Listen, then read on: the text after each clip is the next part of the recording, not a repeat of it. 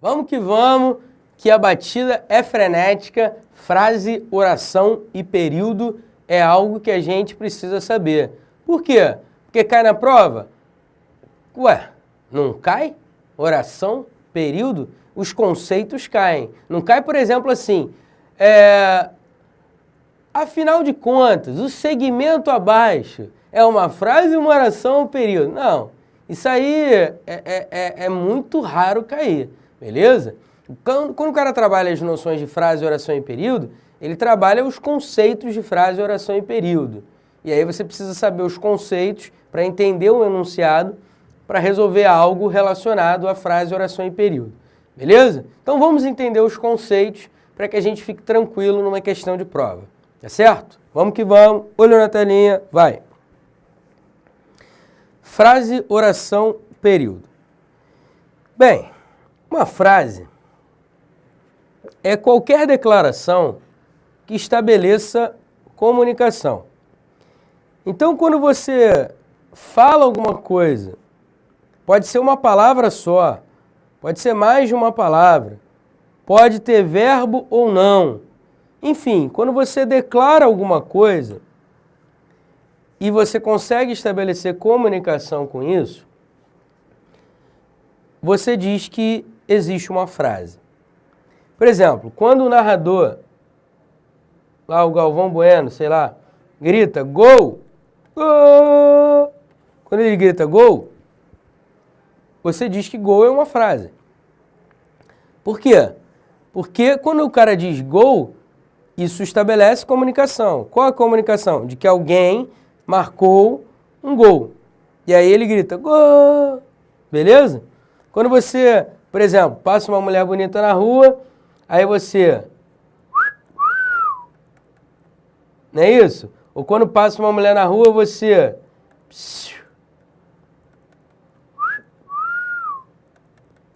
Olha aí, ó. Fio, psiu. Essas expressões, essas interjeições, são frases, cara. Porque quando você diz... Psiu, quando você emite esse som... Psiu, isso é uma frase porque você estabelece comunicação. A pessoa vai olhar para você. Porque o psiu é um chamamento.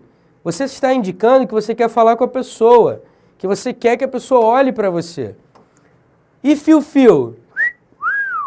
Quando você fala isso, quando você emite esse som, melhor dizendo, você está formando uma frase.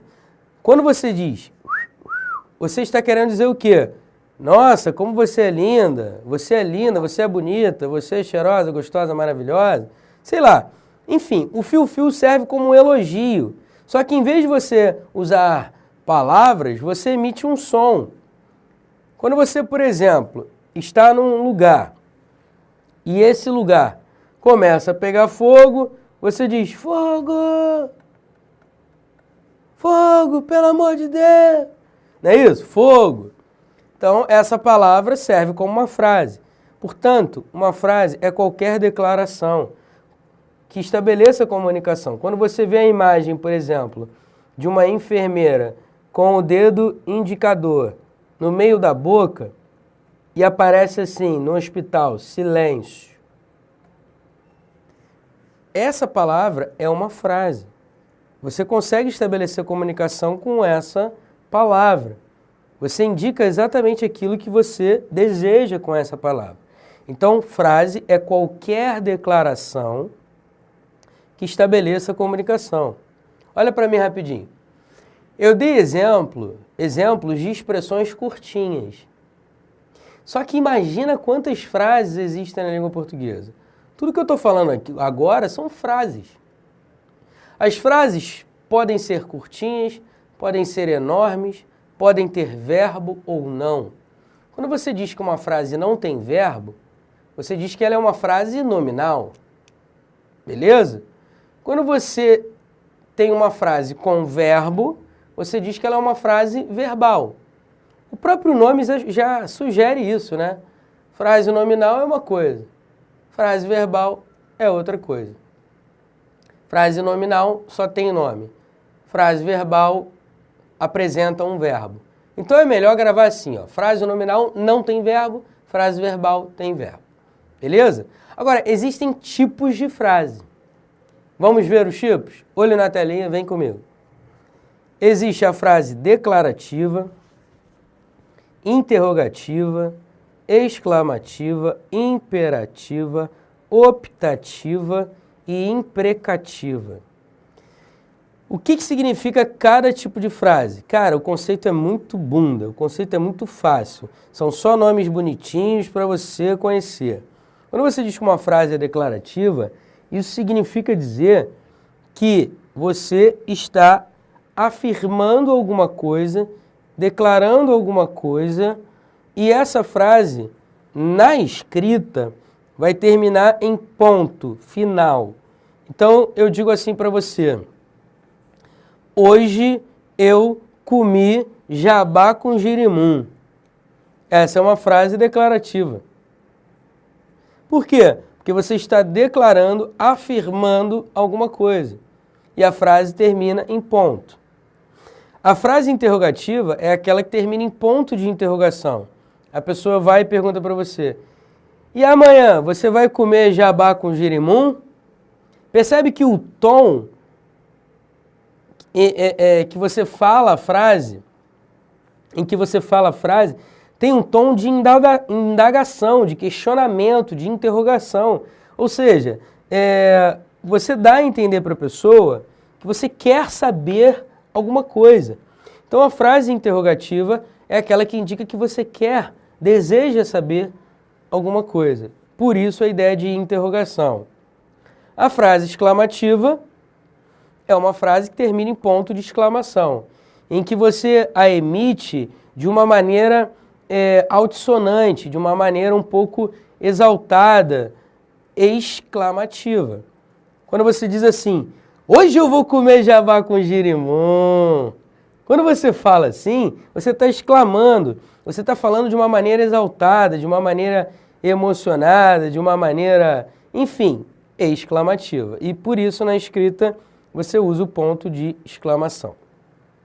Uma frase imperativa é uma frase que apresenta um verbo no imperativo, para indicar ordem, conselho, sugestão, pedido, exortação, advertência, súplica.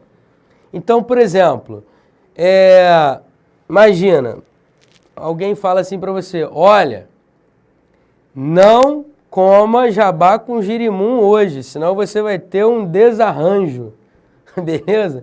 Não coma jabá com girimum. Essa frase, não coma jabá com girimum, é uma frase que pode terminar em ponto final ou ponto de exclamação. Mas o fato é, a frase imperativa é aquela que tem um verbo que apresenta um tom imperativo. Nesse caso, na frase que eu criei, o verbo está no imperativo. Portanto, você diz que a frase é o quê? Imperativa. Beleza? Maravilha. O que seria, Pestana, uma frase optativa? Bem, uma frase optativa, também chamada de desiderativa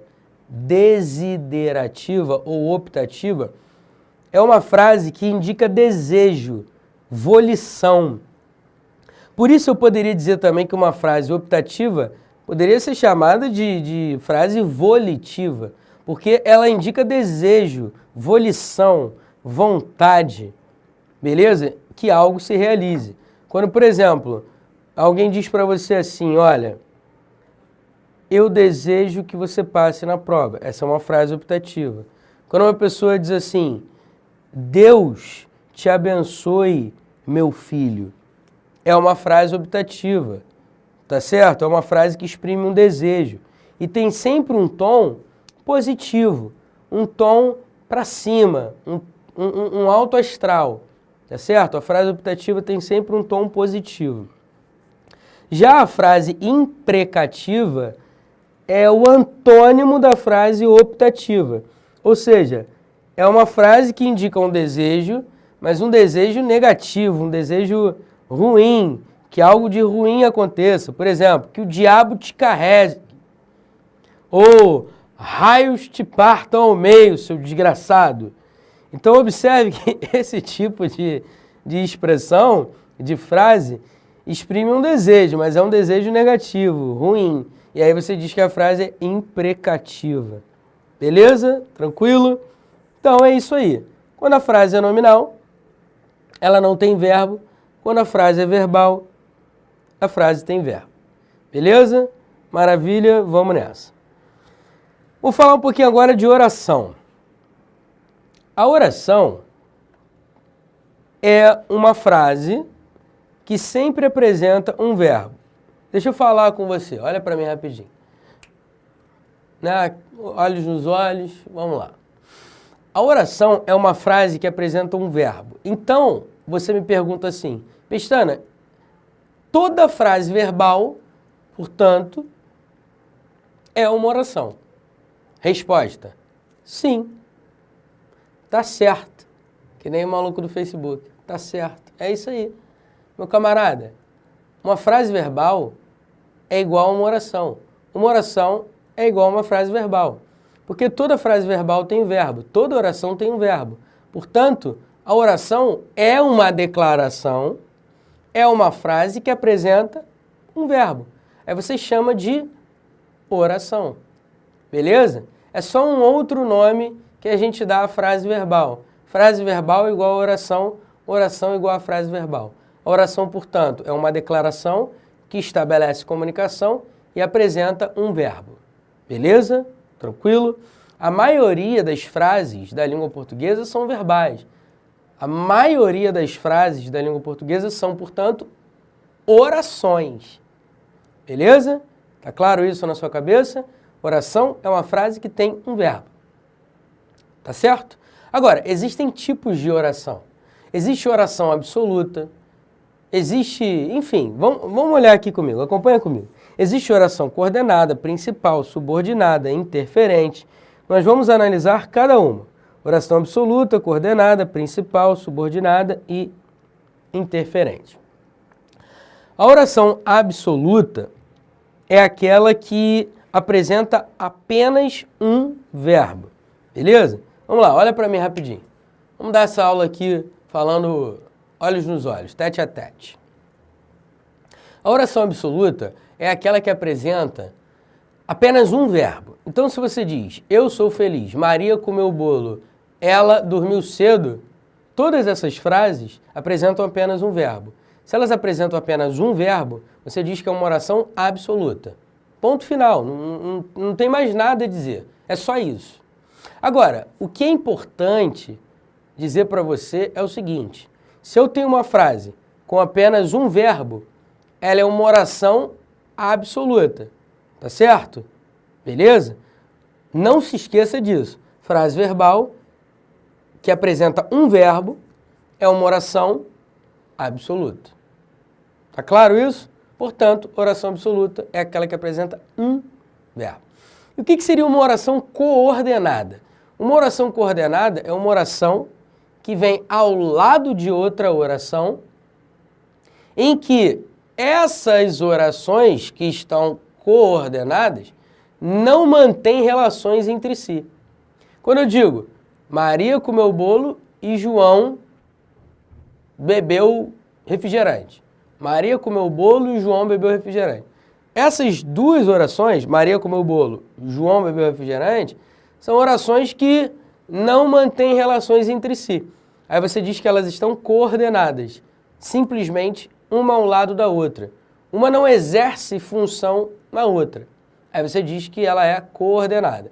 Fica tranquilo que eu vou explicar melhor isso quando chegar em orações coordenadas. Relaxa. O que seria uma oração principal?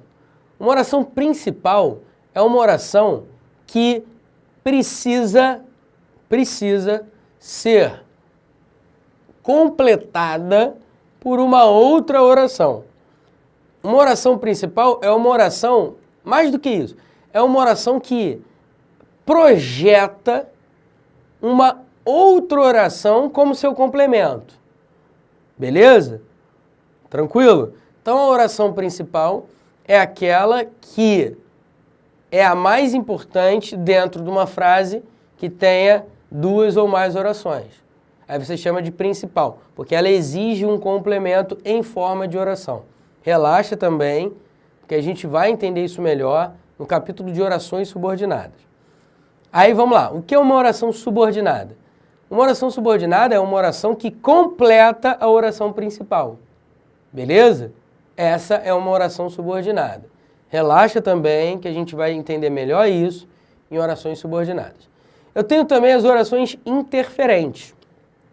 As orações interferentes ou intercaladas, elas são chamadas assim de interferentes ou intercaladas, porque são orações que vêm no meio de uma frase.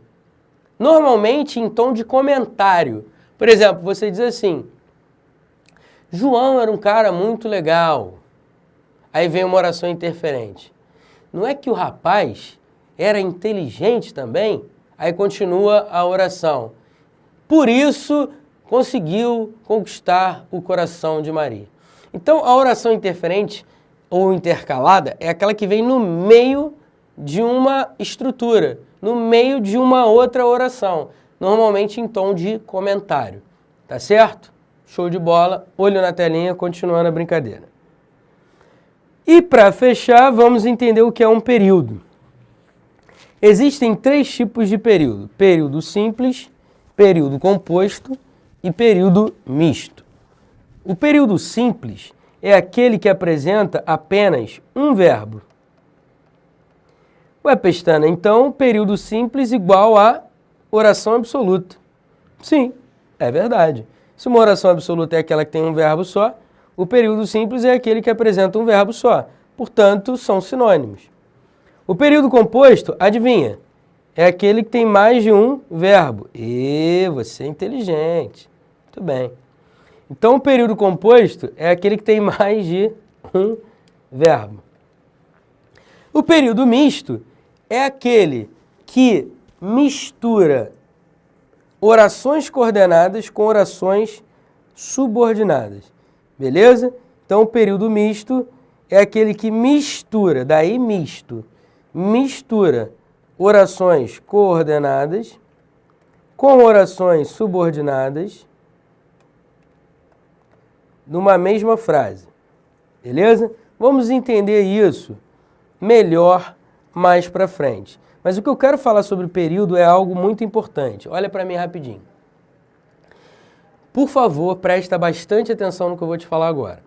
Definição de período.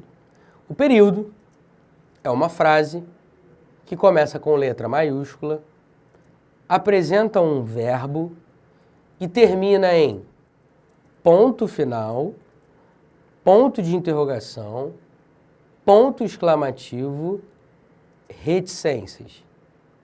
Então, eu jamais poderia dizer que um período termina em vírgula, que um período termina em ponto e vírgula, que o período termina em 2 pontos, apesar de que tem um gramático chamado Adriano da Gama Cury, que diz que o período pode terminar em 2 pontos. Eu até hoje não entendi isso muito bem, e isso não cai em prova, então ignora o que ele diz. Então, um período jamais terminaria em, sei lá, travessão, parêntese, colchete, não. O período vai terminar em ponto final, ponto de interrogação, ponto de exclamação e reticências.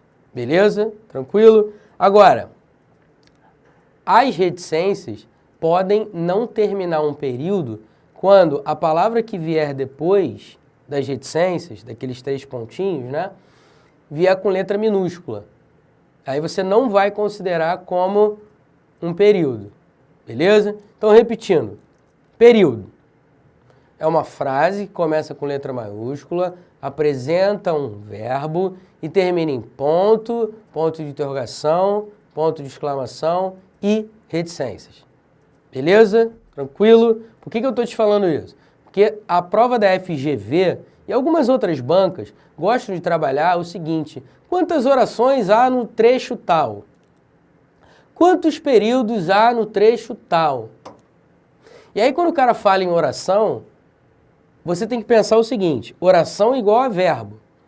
Então, se o cara trabalha um trecho com 5 verbos, quantas orações tem?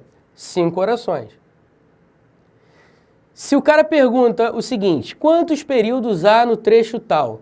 Aí vamos supor que o trecho tal tenha 5 frases que começam com letra maiúscula, que apresentam um verbo e que terminam em ponto. Então, se eu tenho 5 pontos, você não tem nem que pensar. Você tem 5 períodos. Porque se todo período termina em ponto,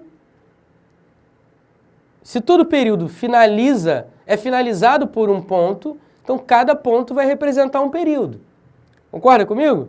Beleza? Tranquilo? Então cuidado com esse tipo de questão, em que o cara pede para você o seguinte, quantas orações tem aqui? Quantos períodos tem aqui? Tem que tomar cuidado com isso. Oração igual a verbo. 10 verbos, 10 orações. 1000 verbos, 1000 orações. Tranquilão? Beleza? Maravilha. Agora, toma cuidado só com uma paradinha que eu vou te falar agora. Muitas bancas maliciosas pedem para você contar o número de orações e coloca de vez em quando uma oração implícita, uma oração elíptica, uma oração que está oculta, de modo que você pode passar os olhos assim e nem perceber. Então, cuidado com isso. Nem sempre, a quantidade de verbos explícitos dentro de um trecho representa a quantidade de orações. Porque pode ser que um verbo esteja implícito. Quer ver um exemplo? Eu digo assim para você, quer ver? Ó? Vamos lá. Minha mulher comprou 3 televisões. Ponto e vírgula. Eu, vírgula. Apenas uma. De novo, vou repetir. Minha mulher comprou 3 televisões. Ponto e vírgula. O período ainda não terminou. Eu, vírgula. O período ainda não terminou. Apenas uma. Ponto. O período terminou. Dentro desse período, quantas orações eu tenho? Minha mulher comprou 3 televisões. Ponto e vírgula. Eu, vírgula. Apenas uma.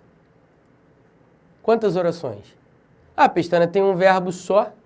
Minha mulher comprou, olha aí, comprou uma oração só, porque tem um verbo só. Cuidado com isso. Você sabe que tem um verbo implícito. Vê se não sabe. Vou falar de novo. Minha mulher comprou 3 televisões. Eu comprei apenas uma. Então percebe que tem um verbo implícito aí? Então se eu tenho um verbo implícito, eu tenho 2 verbos. Se eu tenho 2 verbos, eu tenho 2 orações. Tranquilo? Beleza? E aí quando eu tenho 2 orações formando um período, qual é o nome que eu dou mesmo a esse período? Período simples ou composto? Composto. O simples é aquele que tem apenas uma oração. Aí o cara vai, pega essa frase e afirma assim, este período é simples pelo fato de haver apenas um verbo. E com isso formar uma oração. O cara tá te enrolando, parceiro. O cara tá querendo te sacar. Ah, não dá esse mole não. Beleza? Tranquilo? Então vamos parar por aqui. Mais à frente a gente vai ver orações coordenadas e subordinadas, mas até lá a gente tem muita coisa para falar. Sujeito, predicado, predicativo, objeto direto, objeto indireto, complemento nominal, agente da passiva, adjunta de nominal, adjunta de verbial, aposto e vocativo. E fica tranquilo que eu vou esmiuçar todas essas classes gramaticais. Voltado, obviamente, para o que cai em concurso público. E vou falar de algumas diferenças bacanas, tipo complemento nominal, adjunta de nominal, quando é que a gente usa. Essa parada sempre dá uma canseira, não dá não? Relaxa, daqui a pouco a gente volta.